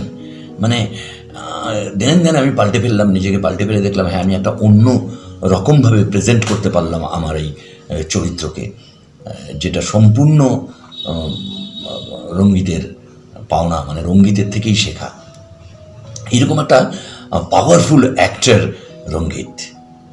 অভিনেতা হিসেবে রঙ্গিত সম্পর্কে কিছু বলা মানে আমার ওই বলছি আবার উদ্ধত্ত দেখানো, যেটা আমার যোগ্যতার বাইরেই গিয়েই দেখাচ্ছি, ওইটা ওই অধিকারবোধ থেকে, বন্ধুত্বের অধিকারবোধ থেকে। সেই বন্ধুত্ব কিন্তু সেই দিন থেকে আজও আছে। হয়তো দীর্ঘদিন আমাদের সাথে দেখা হয় না সামনাসামনি, কিন্তু প্রত্যেক দিন মানে আজও সকালবেলা একটা শুভেচ্ছা বিনিময় হয়। এবং ও বহু কিছু লেখা, আমি অত পারি না, আমার অত জ্ঞান বুদ্ধিও নেই, অনেক কিছু লেখা আমায় পাঠায়, যেই লেখাগুলো অনেক দিন এমনও হয়েছে যে সকালবেলা ওই লেখাটা পড়ে আমি আমার কাজে বেরোচ্ছি, আমি যেন আলাদা একটা উদ্যোগ পেলাম আমার কাজে। আমাকে ইন্সপায়ার করলো ওই লেখাটায় রঙ্গিতের। এমনই লেখনির হাত ছিল ওর, যে লেখাটা নিয়ে ও এখনো লিখে যাচ্ছে। তারই ফলস্বরূপ আমি কদিন আগে শুনলাম রঙ্গিত কিছু ছোট ছোট ছবি করছে, সেটাও কিন্তু ওই সামাজিক দায়বদ্ধতাকে স্বীকার করে নিয়েই। কেননা ওই ছোট ছবিগুলো আমি দেখেছি কয়েকটা, প্রত্যেকটা ছবির মধ্যে একটা সামাজিক বার্তা আছে। এহেন রঙ্গিত যে আমার বন্ধু, তাকে নিয়ে আমি অহংকার করা ছাড়া আর কিছু নেই। ভীষণ ভালো মনের মানুষ রঙ্গিত, মানে ওর মনটা কি যে ভালো মন, মানে আমি ভাষায় বর্ণনা করতে পারবো না। সেটা বহু ক্ষেত্রেই আমি তো ব্যক্তিগতভাবে উপলব্ধি করেছি এবং এখনও করছি। আমি বলছি যে এখনও এই কারণেই যে ওর সাথে আমায় সোশ্যাল মিডিয়ায় প্রায় রোজ যোগাযোগ, রোজ, তাতে করে ওই ভালো মনের পরিচয়টা ওর মধ্যে থেকে বেরিয়ে আসে। রঙ্গিত আরও আরও আরও রঙিন হয়ে উঠুক, কেননা ও এমনিতেই রঙিন, বলার কোনো অবকাশ থাকে না, ভীষণ ভালো রঙিন ছেলেও। তো সেই রঙিন ছেলে যেন রঙ্গিত ঘোষ আরও আরও রং ছড়াক আমাদের সমাজে। রঙ্গিতের মতো ছেলেদের ভীষণ প্রয়োজন। আর বিশেষ করে বলতে চাই যে ওকে নিয়ে যে এই তথ্যচিত্র তৈরি হচ্ছে, এইটা যে বা যাদের মাথায় এসছে যে রঙ্গিতকে নিয়ে একটা তথ্যচিত্র তৈরি হওয়ার প্রয়োজন, এটা ভাবা যায় না। মানে ধন্যবাদ দিয়ে তাদের আমি ছোট করব না, শুধু এইটা আমি বলতে চাই যে রঙ্গিতের যে ভাবনা চিন্তা, রঙ্গিত যে ভালো মনের মানুষ, ওর যে সামাজিক শিক্ষাদানের একটা প্রয়াস অনর্গল চলছে, তো সেইটাকে ধরে রাখার জন্যে আগামী প্রজন্ম যখন এই তথ্যচিত্র দেখবে, আমার বিশ্বাস যে রঙ্গিতের মতন আরেকটা মানুষ বা আরও মানুষ ওই মানসিকতায় তৈরি হবে। রঙ্গিত ঘোষ অর্থাৎ রানা আপনাদের সবারও খুব প্রিয় একটি মাল্টি ট্যালেন্টেড ব্যক্তিত্ব। আমি আর রঙ্গিত একসঙ্গে অনেক কাজ করেছি।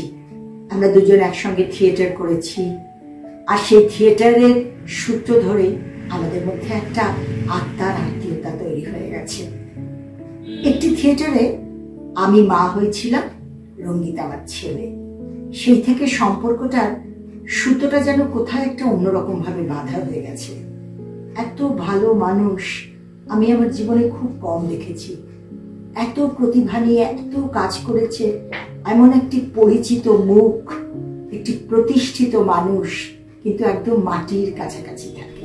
সিরিয়াল সিনেমার কাজ নিয়ে ব্যস্ত থাকায় বাধ্য হয়েছিলেন থিয়েটার থেকে দূরে থাকতে। সেই সঙ্গে নিজের দল রঙ্গন ভেঙে যাওয়ার যন্ত্রণা তো ছিলই।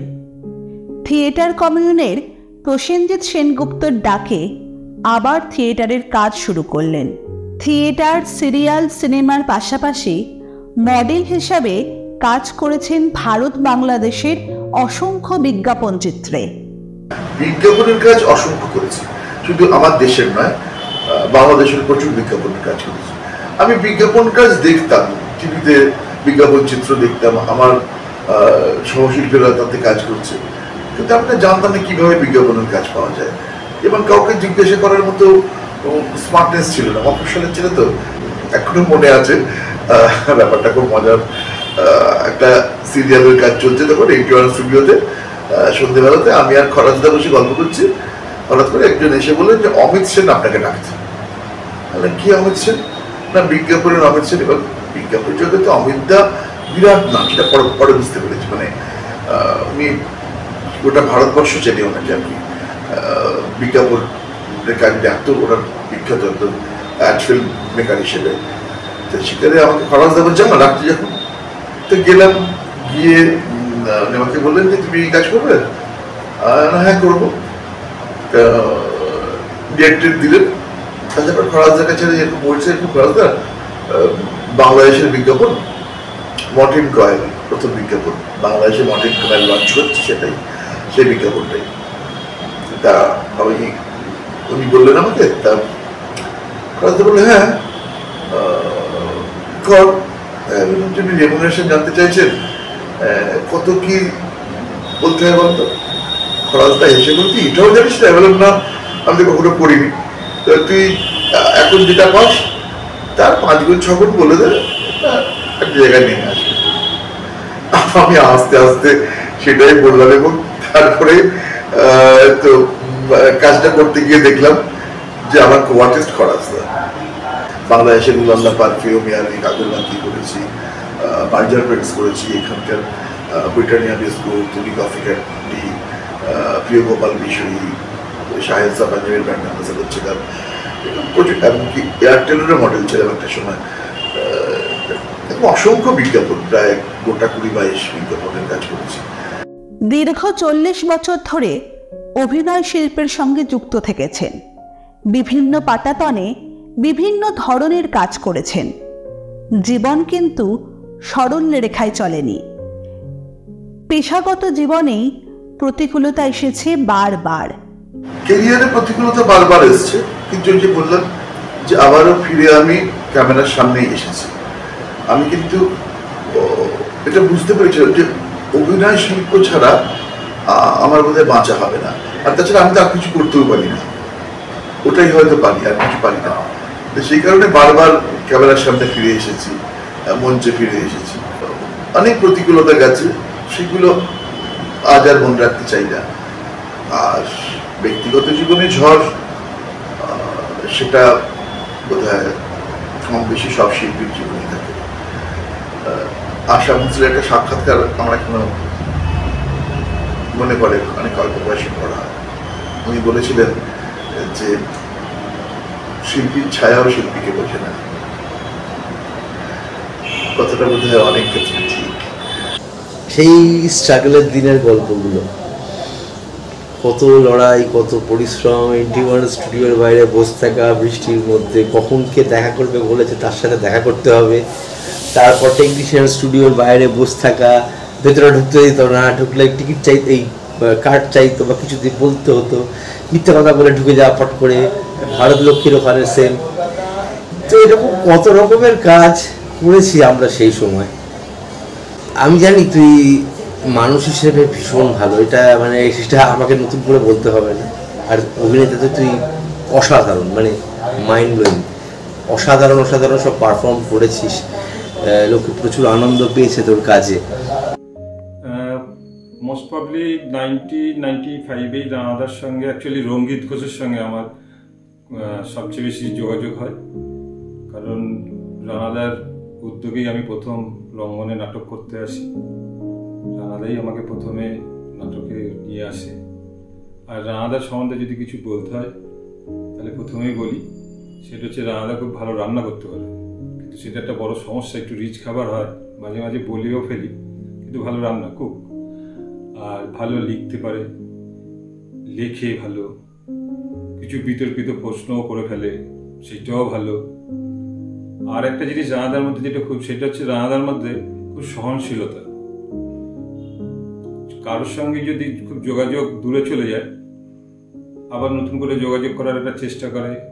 আমি আমারটাই বলতে পারি, কোনো ব্যস্ততার কারণে বা রানাঘাটে হয়তো দীর্ঘদিন কোনো কাজের বাইরে কলকাতায় যাতায়াতের জন্য, রানাদা কিন্তু ঠিক রাত্রি 12টার পর একবার ফোন করে আমাকে বলে, কিরে কতদিন দেখি না, একদিন আয় রাত্রেবেলা একটু গল্প করি।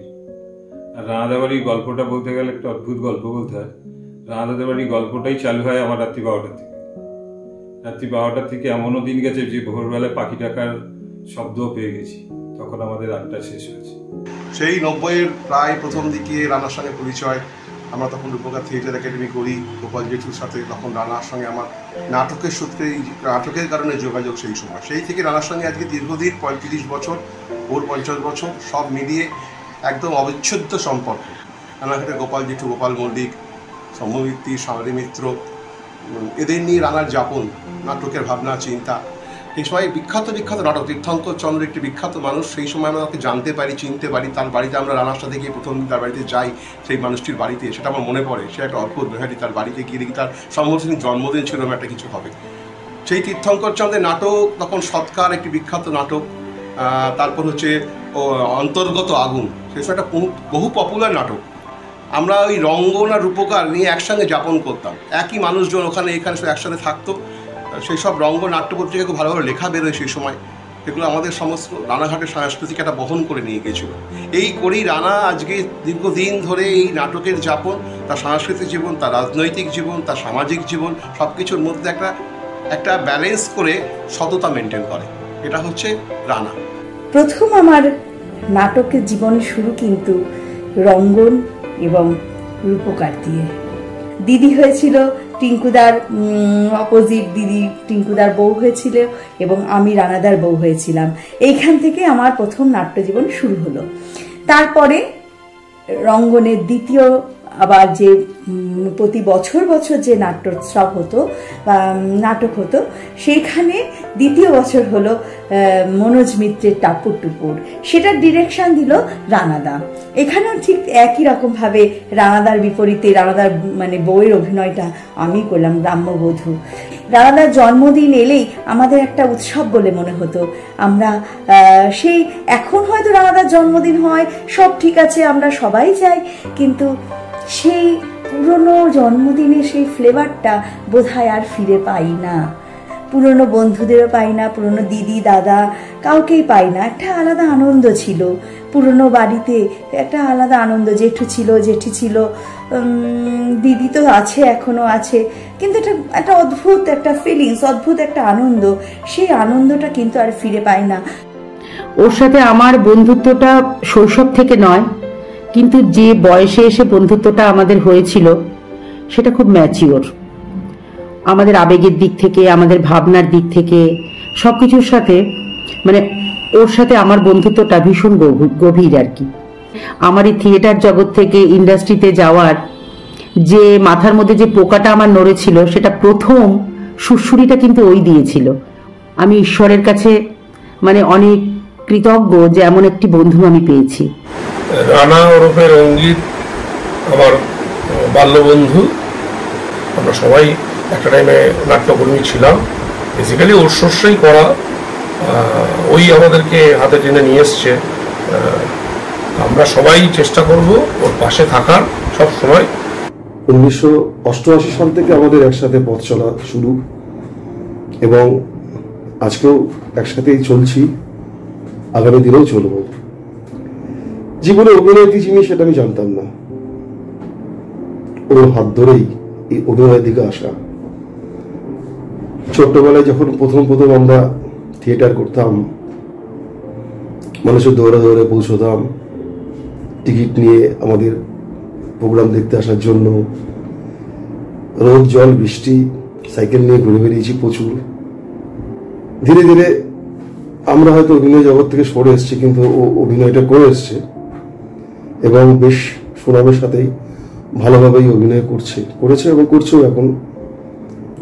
ওর কিছু লেখা আমি পড়িও, বেশ লাগে, দারুণ লাগে, খুব ভালো লাগে। আমি চাই যে ওর কলমটা যেন আরো ভালোভাবে এগোই, ও সুস্থ থাকুক, ভালো থাকুক, সারা জীবন যাতে একসাথে এরকমভাবে আমরা আনন্দ করে কাটাতে পারি। নিজের অজান্তেই গড়ে ফেলেছেন এক অবৈতনিক অভিনয় শিক্ষা কেন্দ্র। মূলত ছাত্রছাত্রীদের ক্যামেরার সামনে অভিনয়ে অভিজ্ঞ করে তোলার জন্যই শুরু করেন স্বাধীন চলচ্চিত্র নির্মাণ। পুরস্কার এবং প্রশংসার জোয়ারে স্বাধীন চলচ্চিত্র নির্মাণ এখন রঙ্গিতের অন্যতম নেশা হয়ে উঠেছে। একটা সুপুরুষ, সুন্দর দেখতে একটা মানুষ, কিন্তু তার সম্বন্ধে আমি কিছু জানতাম না। জানতাম যে সে অভিনয় জগতের সাথে যুক্ত এবং কাজবাজ করে, ব্যাস এটুকুই। তারপর তার বাড়িতে আসা, তার সান্নিধ্য পাওয়া, তার থেকে অনেক কিছু শেখা, সেইভাবে শিক্ষা পেয়েছি, আস্তে আস্তে কাজ করা শুরু করেছি। তো এভাবেই আমাদের আলাপ শুরু হয়, তারপরে একটা পরিবার হয়ে যায়। আমরা যেটুকু আজকে কাজ করছি বা যেটুকু কাজ করেছি, এই মানুষটা না থাকলে হতো না, বা এই মানুষটা না শেখালে হতো না। পায়ে পায়ে 50 পেরিয়েছেন, অসময়ে শরীর অশক্ত হয়েছে, নিজের ইচ্ছাতেই কাজের সংখ্যা কমিয়েছেন অনেক। আজকের দিনে দাঁড়িয়ে ভবিষ্যৎ নিয়ে কি ভাবছেন রঙ্গিত? আমার শারীরিক প্রতিকূলতা যেন কোনো চরিত্র নির্মাণের ক্ষেত্রে কোনো ক্ষতি না করে, সে কারণে আমি অনেক কাজই না বলেছি। যেমন খুব চেনা, খুব পরিচিত ইউনিট, পরিচিত পরিচালক যিনি আমার সমস্যাটা বুঝবেন বা যে ইউনিট সেটা বুঝবে, সেরকম ইউনিটে কাজ করতে পারলে হয়তো কাজ করব। সেই আরামটার প্রয়োজন হবে আমার। আসলে ইন্ডাস্ট্রির পরিবেশটা এখন অনেক পাল্টে গেছে, আগের মতো নেই। যে কারণে যারা এটা বুঝবে, অনুভব করবে, তাদের সঙ্গে নিশ্চয়ই কাজ করবো। দেখো, অভিনয়টাই তো করতে চাই এবং জীবনের শেষ দিক পর্যন্ত সেটাই করতে চাইব। একটা মানুষ যাকে দেখে আমার শহরের ছেলেমেয়েরা অভিনেতা হওয়ার স্বপ্ন দেখে। আমার জীবনের প্রথম বড় ক্যানভাসের কাজটা এই রানাদার হাত ধরে। রানাদা আমার শিক্ষক, পরিচালক বা সহশিল্পী শুধু নয়, রানাদা আমার নিত্যদিনের সঙ্গী। রানাদা মানে রঙ্গিত ঘোষ, কোন দিকটা বলবো, মানে যেমন ভালো অভিনয় করে সেরকম ভালো লেখে। আমি তো মাঝে মধ্যে বলি তুমি এখন এই ইন্ডাস্ট্রির সব থেকে ভালো লেখকদের মধ্যে একজন। সেরকম কস্টিউম ডিজাইন অসাধারণ, রান্না মানে সেরকম রন্ধনশিল্পী আমি বলতে পারি। তো যদি আমি এইভাবে ধরি যে রানাদা একজন ভালো অভিনেতা, ভালো লেখক, ভালো পরিচালক, অসাধারণ অসাধারণ ছোট ছবি পরিচালনা করেছে রানাদা এবং তার ছবিগুলো বিভিন্ন জায়গায় পুরস্কার নিয়ে এসছে। তো রানাদার এই সমস্ত দিকগুলোকে ফ্রেমবন্দি করার চেষ্টা করেছি আমাদের এই ছোট্ট প্রয়াসের মধ্যে। এখানে আমি নিজের একটা কথা বলি। আমি যখন একটা থিয়েটার ফেস্টিভ্যালে বেস্ট অ্যাক্টর প্রাইজ পাই, বেস্ট অ্যাক্টরের, তখন রানাদা আমাকে নিজের হাতে পায়েস করে খাইয়েছিল এবং বলেছিল যে পায়েস শুভ, এরকম পুরস্কারে তোর ঘর ভরে উঠুক। অসাধারণ, মানে সত্যি তো এটাই তো দরকার, যে আমাদের অগ্রজ যারা আছে তারা নতুনদের হাত ধরে তোলা দরকার নেই, একটু পিঠটা চাপড়ে দিক। রানাদা ঠিক সেরকম একটা মানুষ। রানাদা অনেক বড় বড় কাজ করেছে, বড় বড় মানুষের সাথেও কাজ করেছে। তো এই কাজটাতে শুধু তাদেরকে নিয়েই করতে চাইনি, আমরা চেষ্টা করেছি যে সেই সমস্ত মানুষদের কাছে পৌঁছানো যারা রানাদার খুব কাছের, তাদেরকে নিয়েও, মানে তাদেরকে সঙ্গে নিয়ে আমাদের এই কাজটা আমরা করেছি। তো আরেকটা কথা যেটা বলার, যে রানাদার কাছে শিখেছি যে গুরু দক্ষিণা দেওয়া যায় না। তো এটা আমার গুরু দক্ষিণা নয়, এটা আমার গুরু প্রণাম। আজীবন নিজের মর্জিতে বাঁচা এই স্বাধীন চেতা মানুষটির জীবন বয়ে চলুক নিজের ছন্দে, আনন্দে। আমাদের সকলের প্রিয় মানুষ, প্রিয় অভিনেতা রঙ্গিত ঘোষের জীবনের আগামী দিনগুলো শুভ হোক, সুন্দর হোক। আমাদের সমবেত শুভেচ্ছা রইল। রঙ্গিত খুব ভালো থাকো, জীবন সুন্দর হোক, আরো অনেক কাজ করো, আর তোমার সব থেকে বড় গুণ যেটা বললাম সেটা বজায় রেখো। শুভ 50, ভালো থেকো। সেই শুভকামনা নিয়ে ওর আগামী দিনের সুস্থতা এবং ওর আনন্দকে কামনা করে শুধু বলছি, জানি বন্ধু জানি, তোর আছে যে হাত খায়। খুব ভালো থাকিস, সুস্থ থাকিস, ভালো থাকিস। Happy birthday. আমি ঈশ্বরের কাছে এটাই প্রার্থনা করব, রঙ্গিত আমাদের রানা যেন আবার অভিনয়ের মঞ্চে ফিরে আসুক। এটাই আমার কাছে সবচেয়ে বড় পাওনা হবে। অনেক অনেক শুভেচ্ছা, আরো দীর্ঘায়ু হোক এবং আরো বড় জায়গায় যাক, বড় মাপের ও থিয়েটার জগতে একটা জায়গা করুক, এই প্রত্যাশা আছে।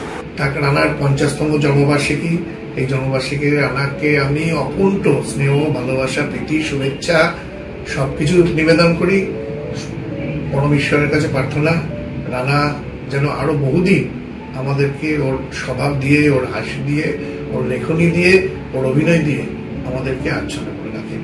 আমি তার এই 50তম জন্মদিনে আমার অন্তরের অন্তঃস্থল থেকে অনেক আন্তরিক ভালোবাসা, শুভেচ্ছা, শুভকামনা এবং আশীর্বাদ জানাই। হ্যাপি বার্থডে টু রঙ্গিত। রঙ্গিত, তুই অনেক ভালো থাক, সুস্থ থাক, আরো ভালো ভালো কাজ কর। রঙ্গিতের জন্মদিনে রঙ্গিতকে জানাই অনেক অনেক শুভেচ্ছা এবং ভালোবাসা। ও খুব ভালো থাক, সুস্থ থাক। রঙ্গিত, লাভ ইউ। তোমার 50তম জন্মদিন উপলক্ষে তোমাকে জানাই অনেক অনেক অনেক শুভেচ্ছা। খুব ভালো থাকো তুমি, সুস্থ থাকো, হ্যাপি থাকো, আর তোমার জীবনের যা যা স্বপ্ন এখনো বাকি আছে সেগুলো সব খুব তাড়াতাড়ি পূরণ হয়ে যাক। শুভ জন্মদিন ভাই, আরো আরো যুগ যুগ ধরে তোর যেন এই জন্মদিন পালন হয়। তার পেছনে একটা ওই স্বার্থপরের মতন বলছি, যাতে তোর থেকে অন্তত আমি সামাজিক শিক্ষাটা পাই, যে শিক্ষাটা আমার ভীষণ প্রয়োজন। এবং তাতে করে যদি তোর শিক্ষায় শিক্ষিত হয়ে আমি আরও দুটো লোককে শিক্ষিত করতে পারি সামাজিকভাবে, তাহলে বোধহয় সমাজের আরো উন্নতি হবে।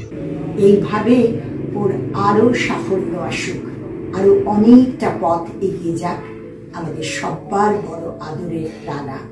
আজকে শুধু ওকে এই শুভেচ্ছাটুকু জানাবো বলে এখানে আসলাম। ও ভালো থাকুক, সুস্থ থাকুক, দীর্ঘজীবী হোক।